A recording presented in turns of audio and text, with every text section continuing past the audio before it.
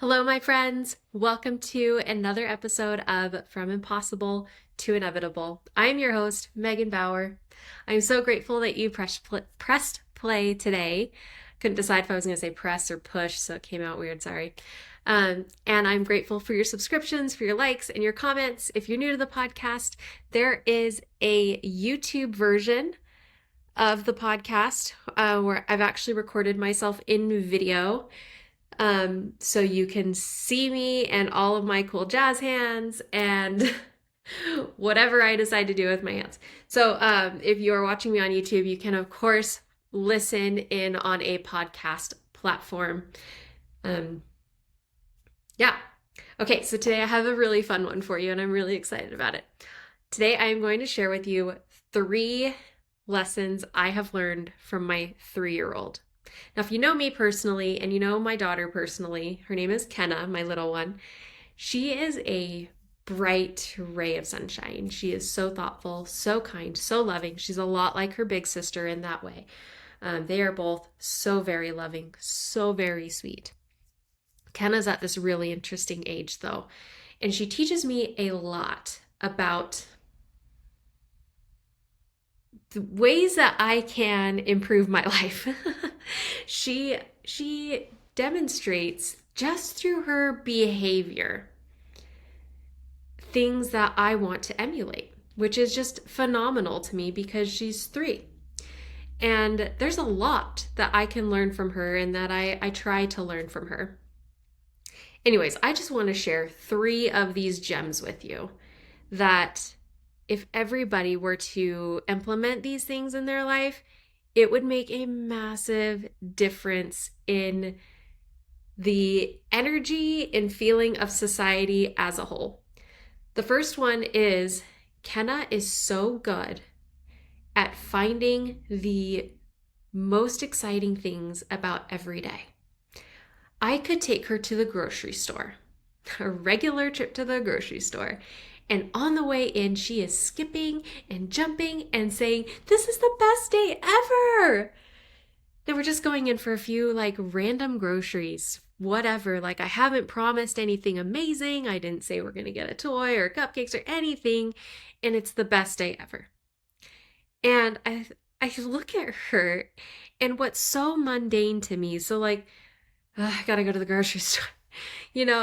Of course, I've got the gratitude of being able to go to the grocery store and to buy what we need or want or whatever. But to her, it's so exciting. And she goes in and she's like, "Oh, look, there's oranges and limes and lemons and everything is so exciting. And everything is just, look at all this stuff." And she is amazed.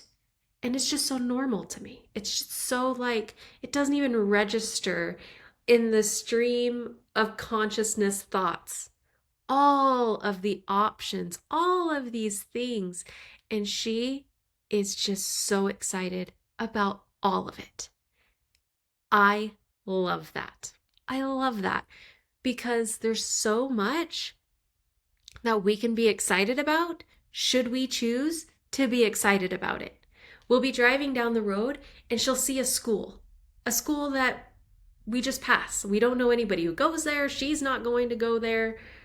We have no connection to the school. And she goes, "Look, a school. That's so cool. Look how cool that school is."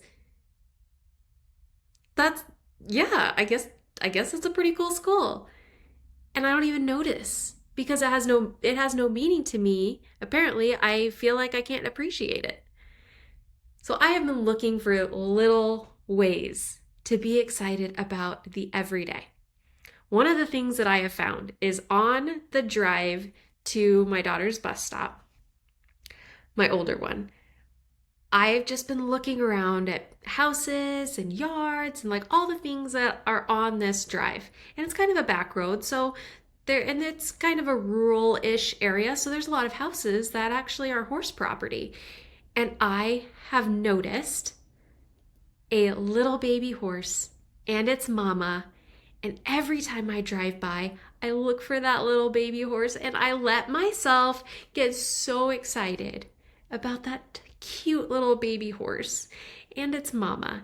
And I look for it, I anticipate it, I'm so excited about it. And it brings me a little joy in that drive. I look for it on the way there, I look for it on the way home. And I pointed out to the girls and I pointed it out to Jake, and I just let myself get so excited about it. And it feels good. And I know that seems kind of silly, but why not? Why not? I'd rather be silly and thrilled with life than not silly and super serious.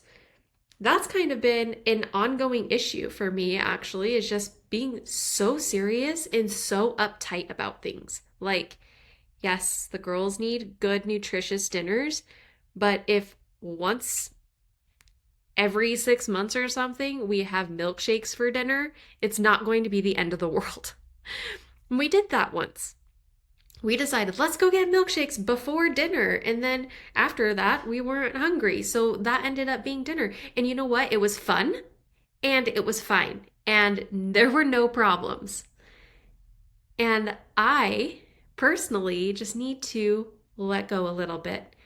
Find those fun things. Stop being such a stickler for the quote unquote rules and enjoy. Find those little things to enjoy. Kenna says this is the best day ever almost every day. And a lot of our everyday is just doing stuff at home. You know, I'm working, we're doing laundry, we've recently started pulling weeds in the garden, Kenna and I, and you know, we're walking the dog, whatever. Like these are mundane things. And she always, almost always, finds an opportunity to exclaim, "This is the best day ever." What if we did that? What if every day you looked for an opportunity? You looked for the moment that you're like, this is the best day ever. The sun is shining and I've got a soda, or I've got my favorite drink, or I've got whatever, or I just have a moment of silence. And this is the best day ever. Think about that. How would that make a difference? Even if you did that, just like half the days. Half the days were the best day ever. Wouldn't that be amazing? It'd be amazing. Yeah, my kid has the best life ever because she's decided. Nothing that Jake and I have necessarily done other than love and support her and, you know, feed her, bathe her, keep her healthy, do all of the standard things. But you know what I mean? Like she looks at an airplane and she's like, I can't wait to go on an airplane. And she doesn't whine about it, like, oh, I haven't been on an airplane, because she really wants to. She's very adventurous. She is just anticipating that day that she will get to go on an airplane. But until then, every day is the best day ever. And that day when we get on an airplane will also be the best day ever. And won't that be incredible? Yeah. Okay, so that was number one. Wow, I went off on that. Okay, the second one. We were coming home from a family dinner, which I love. So we were headed into a lightning storm, and the girls were in the back, and they were talking about the lightning, and they were being, oh, I'm so scared of the lightning. I'm scared of lightning. And Kenna yells, I'm scared of lightning. And then a few seconds later, she goes, you know what? I'm not scared of lightning. I'm brave.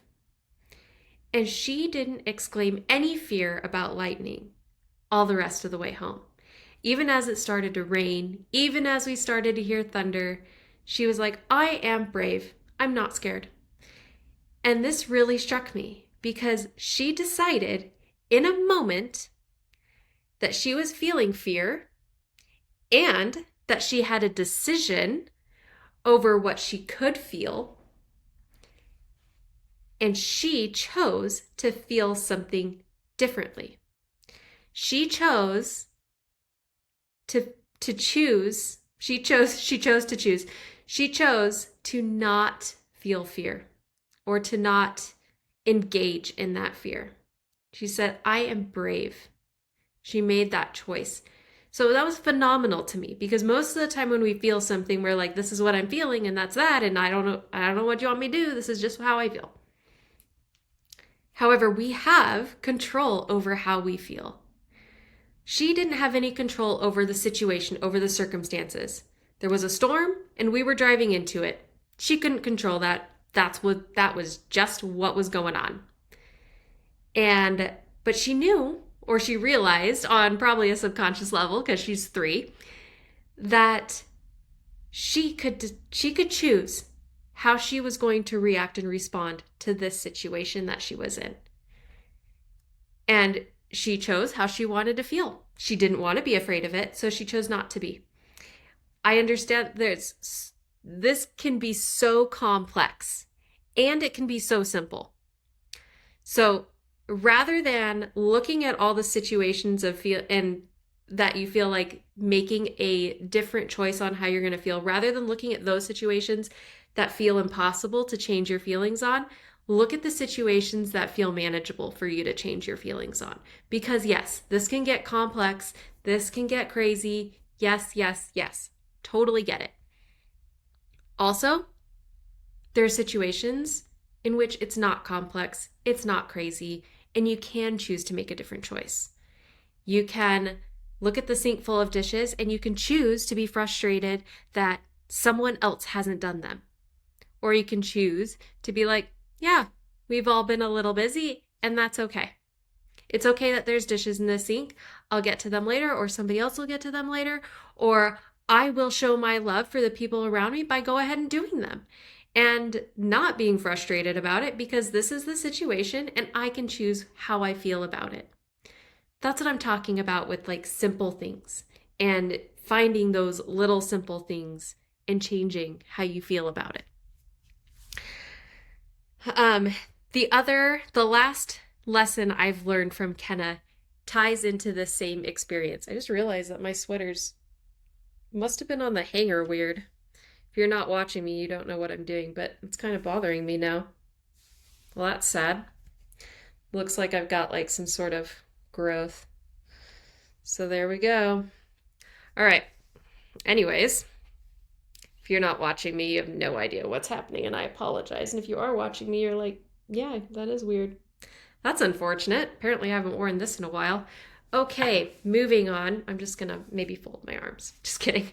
We're just gonna try not to be distracted. Okay, so tied in with this experience, ignoring my sweater.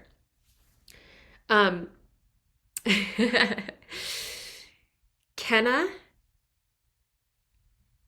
the last lesson is that Kenna decided that it was okay for her to choose again.